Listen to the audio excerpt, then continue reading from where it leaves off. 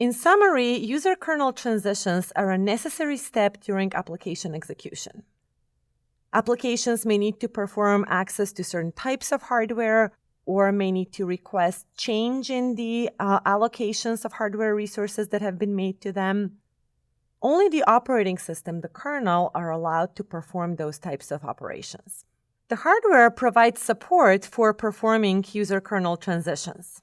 We explained that the hardware will cause a trap if the application from unprivileged mode tries to perform some instruction or a memory access for which it doesn't have permissions.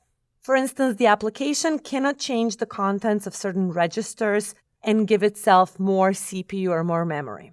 Only the operating system can do that. The result of this trap is that the hardware initiates transfer of the control to the operating system, to the kernel, and marks this by that special privilege bit that we mentioned. At that point, once control is passed over to the operating system can check what caused the trap and determine what's the appropriate thing to do, whether to grant or deny the specific request that caused the trap to occur in the first place.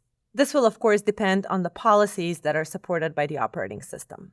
Performing all of this, despite of the fact that hardware provides support, still takes a number of instructions. For instance, on a 2 GHz machine running Linux, it can take 50 to 100 nanoseconds to perform all of the operations that are necessary around a user kernel transition. This is real time, real overhead for the system. The other problem with these transitions is that they affect the hardware cache usage. The application performance is very dependent on the ability to use the hardware cache. If accessing cache is order of few cycles, accessing memory can be order of hundreds of cycles. When we perform a system call, or in general, when we cross into the operating system, while executing, will likely bring content that it needs in the cache. This will replace some of the application content that was in the hardware cache before the transition was performed.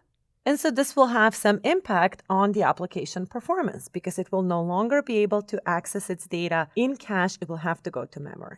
In summary, these user kernel transitions, they're not cheap.